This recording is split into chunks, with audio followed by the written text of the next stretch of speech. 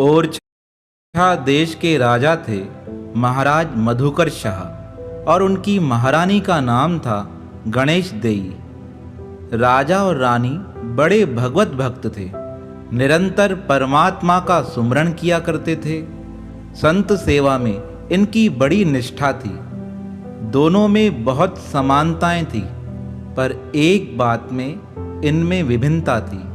वह विभिन्नता यह थी कि राजा मधुकर शाह तो बाके बिहारी जी के अनन्य प्रेमी थे, और महारानी गणेश देई जी श्री रामचंद्र जी की अनन्य उपासिका थी, और इन दोनों का अपने इष्ट के प्रति अगाध प्रेम था। एक बार सावन का महीना आया। मधुकर शाह जी ने अपनी धर्मपत्नी से कहा, मैं कुछ समय के लिए वृंदावन बाके बिहारी के दर्शन करके आता हूँ। तब गणेश देई ने कहा, अगर आपकी आज्ञा हो तो मैं भी अपने इष्ट श्री राम के दर्शन करने अयोध्या जाऊं। महाराज मधुकर शाह ने महारानी जी को आज्ञा दे दी। अब मधुकर शाह तो वृंदावन आ गए और महारानी जी अयोध्या निकल गई। सावन का महीना पूरा हुआ। मधुकर शाह पुनः लौटकर अपने ओरछा देश में आ गए, और यहाँ पर इन्हें पता चला कि अभी तक महारानी लौटकर नहीं आई है। तो इन्होंने एक पत्र लिखकर महारानी के पास भेजा, हम वापस लौटकर आ गए हैं, अब आप भी आ जाइए। एक पत्र गया पर कोई जवाब नहीं आया। पुनः दूसरा पत्र भेजा गया, आपको बहुत समय हो गया है, अब वापस लौट आइए। अब तीसरा पत्र लिखा गया, वह थोड़ा रुष्ट होकर लिखा गया था। उसमें महाराज ने लिखा, हम आपका इंतजार कर रहे हैं। क्या आपको अपने प्रियतम श्री राम से इतना स्नेह हो गया है कि आपको हमारी याद आती ही नहीं? अब आप जल्दी लौट आइए। कहीं ऐसा तो नहीं कि आप अपने श्री राम को साथ में लेकर बाद में लौटें। यह खत महारानी जी के पास पहुंचा। महारानी जी ने पढ़ा तो उनका मन व्यथित हो गया। वह विचार करने लगी, मेरा अपने इष्ट के प्रति इतना अनन्य प्रेम है, क्या महाराज मेरी परीक्षा लेना चाहते हैं? उन्होंने लिखकर भेजा है, क्या अपने प्रियतम के साथ आओगी? तो आज मैं निश्चय करती हूँ, अब अगर मेरा ओरछा जाना होगा तो मैं तभी जाऊंगी जब मेरे इष्ट श्री राम मेरे साथ चलेंगे। और ऐसा सोचकर उन्होंने अयोध्या में ही निवास किया। दिन निकलते गए। रानी रोज अपने इष्ट श्री राम जी को प्रार्थना करते हुए कहती थी कि राजा ने पत्र के द्वारा मेरी भक्ति का उपहास किया है। अब मेरी भक्ति निष्ठा तब ही खरी उतरेगी जब आप मेरे साथ चलोगे। पर हे परमात्मा, आपके पास तो अनेक सेवक हैं, हर कोई आपको कहता होगा अपने साथ चलने के लिए, पर आप कहाँ कहाँ चलोगे? पर मुझ गरीब की प्रार्थना स्वीकार कीजिए। अगर आप मेरे साथ मेरे देश ओरछा नहीं चलोगे तो मैं इस अयोध्या में बहती हुई इस सरयू नदी में छलांग लगाकर अपने जीवन लीला को समाप्त कर दूंगी। बहुत बार प्रार्थना की, पर एक दिन मन में पक्का निश्चय कर लिया, भगवान तो सुनते नहीं, क्यों न मैं इस देह का ही त्याग कर दूं। ऐसा सोचकर वह सरयू नदी के नज़दीक आई और भगवान का सुमरन कर उस सरयू नदी में छलांग लगा दी। पर भगवान तो अपने भक्त की जब तक परीक्षा न लें तब तक तो प्रकट होते ही नहीं हैं। आज जैसे ही भक्त ने छलांग लगाई उस सरयू नदी के गहरे प्रवाह में, भगवान ने कृपा कर अपने भक्त को अपने हाथों से किनारे पर लगा दिया। और जैसे ही महारानी जी किनारे पर लगी, तभी उनके हाथ में एक मूर्ति आ गई। वह मूर्ति थी भगवान श्री राम की। वह मूर्ति रानी को देखते हुए बोलने लगी, क्यों चिंता करती हो? मैं तुम्हारे साथ तुम्हारे देश चलने को तैयार हूँ, पर हमारी एक शर्त है, मैं सिर्फ पुष्य नक्षत्र पर ही यात्रा करूँगा, बाकी मैं विश्राम करूँगा। महारानी तैयार हो गई। महारानी को जैसे ही पता चला भगवान साक्षात मेरे पास प्रकट हुए हैं, उसने जल्दी से खत लिखकर ओरछा भेजा। ओरछा में महाराजा को खबर चली कि महारानी जी अपने प्रियतम भगवान श्री राम को अपने साथ ओरछा लेकर आने वाली है। उन्होंने वहाँ पर एक मंदिर का निर्माण चालू करा दिया। अब ओरछा में मंदिर बनना प्रारंभ हुआ और ओरछा नरेश मधुकर शाह भगवान को लेने के लिए अयोध्या निकल आए। अब राजा और रानी अपने साथ अपने श्री राम को लेकर चलने लगे। रास्ते में जैसे ही पुष्य नक्षत्र आता उसमें वह यात्रा करते।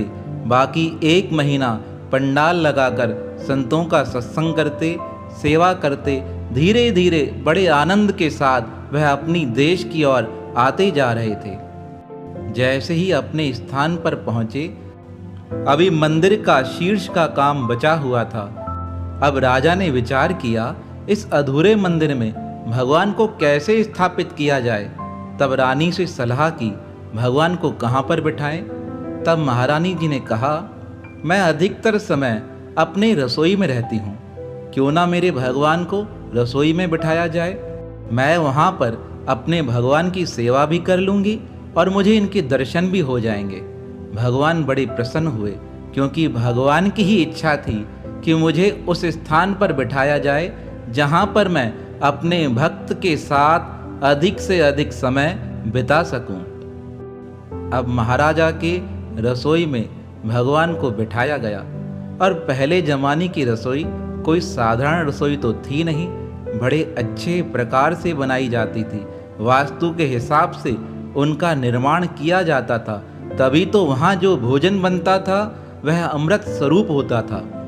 अब भगवान तो स्थापित हो गए। अब रानी बड़े भाव से अपने परमात्मा की सेवा करती थी।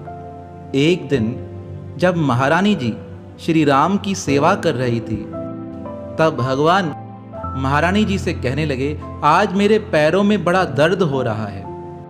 महारानी ने कहा, क्या हुआ?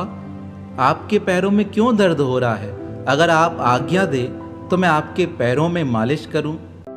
तब श्री राम कहने लगे, नहीं, तुम बहुत देर तक खड़ी रहकर मेरी सेवा करती हो। तुम्हें इस प्रकार खड़ा देखकर तुम्हारे पैरों में जब दर्द होता है तो मुझे भी उस दर्द का अनुभव होता है। तब महारानी हंसते हुए कहने लगी, अरे भगवान, मैं तो सिर्फ 4 घंटे खड़े रहकर आपकी सेवा करती हूँ। आप तो कितने सुकोमल हो, आप तो 24 घंटे खड़े रहकर भक्तों के कार्य करते रहते हो, आपको थकावट नहीं होती है।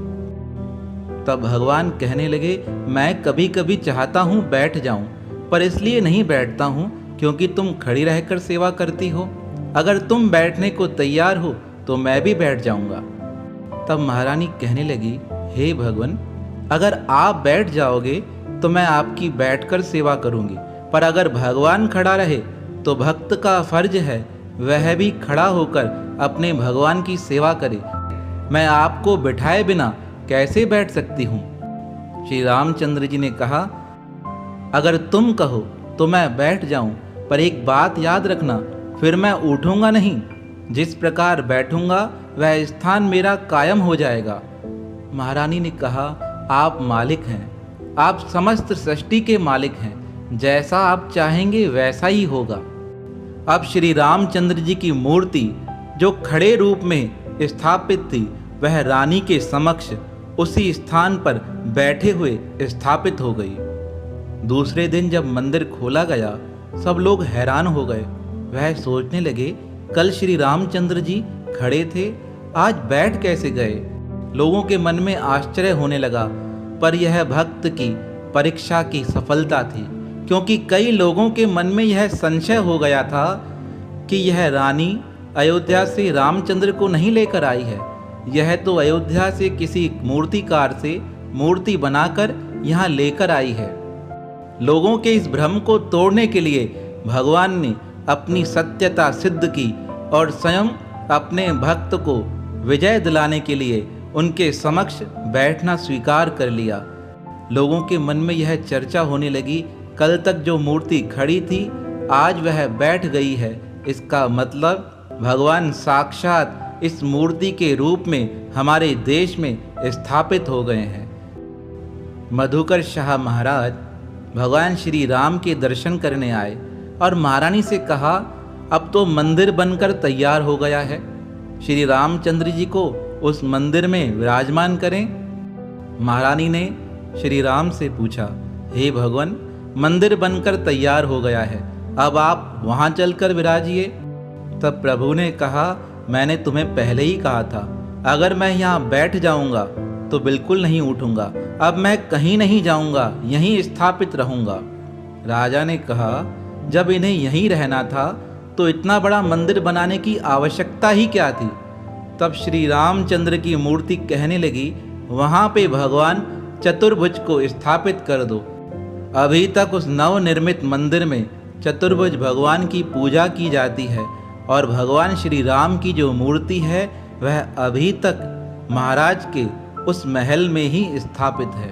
वह स्थान है ओरछा का पावन पवित्र तीर्थ, झांसी के नज़दीक है। इतना महात्म है, अभी तक भारत सरकार के द्वारा वहाँ पर श्री राम को ही राजा माना जाता है। शाम के समय और सुबह के समय वहाँ पर बंदूकों के द्वारा फायरिंग कर भगवान को सलामी दी जाती है। और ऐसी कई धारणाएं हैं कि रात्रि के समय भगवान श्री राम अयोध्या जाके विश्राम करते हैं और प्रातःकाल पुनः अपने ओरछा में लौट आते हैं। अभी तक उस मंदिर में एक परंपरा है, रोज शाम के समय झांकी सजाई जाती है। एक दिव्य ज्योत बनाकर श्री राम जी के मंदिर से वह चलती है और उसे नज़दीक के हनुमान मंदिर तक लेके जाया जाता है। वह ज्योत वहाँ हनुमान जी के मंदिर में रख दी जाती है और पुनः दूसरे दिन प्रातःकाल वह ज्योत उसी लाव लश्कर के साथ, बाजों के साथ, भगवान की धुनी के साथ पुनः मंदिर में स्थापित की जाती है। कई भक्तों का यह मानना है वह ज्योत साक्षात भगवान का स्वरूप है। उस ज्योत को लेकर हनुमान भगवान अयोध्या चले जाते हैं। कई देखने वालों का तो ऐसा भी मानना है कि रात्रि के समय ओरछा के मंदिर से श्री राम जी का विग्रह गायब हो जाता है, वह अयोध्या पहुंच जाता है और प्रातःकाल पुनः अयोध्या से लौटकर ओरछा के मंदिर में स्थापित हो जाता है। और इस ओरछा के मंदिर में दो खंबे हैं, एक का नाम सावन, एक का नाम भादो है। इन दोनों के मध्य की दूरी 6 फीट की है, पर कहते हैं भादो के महीने में यह 1 मिनट के लिए एक दूसरे के नज़दीक आ जाते हैं। कितनी विलक्षण महिमा है ना भगवान के इस मंदिर की।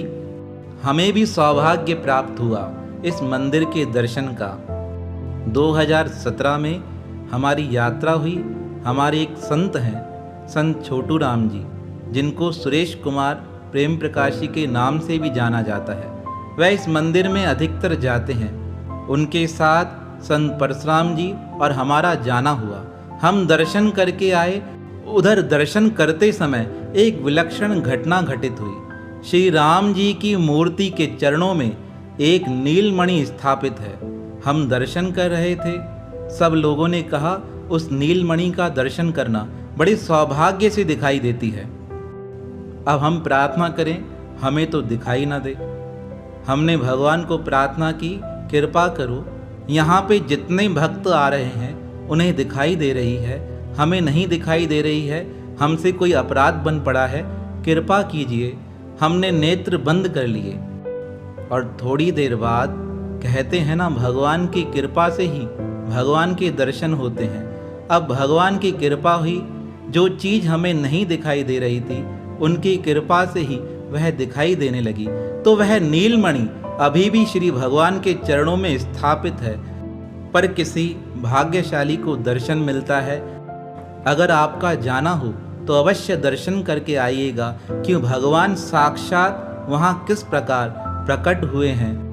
वहाँ के राजा मधुकर शाह के प्रेम पर और वहाँ की महारानी गणेश दई के प्रेम पर भगवान स्वयं अयोध्या से चलकर आए हैं। अपने भक्तों की भगवान स्वयं संभाल भी करते हैं। तो ऐसे भक्त वत्सल भगवान के पावन श्री चरणों में हमारा बारंबार प्रणाम है, प्रणाम है, प्रणाम है।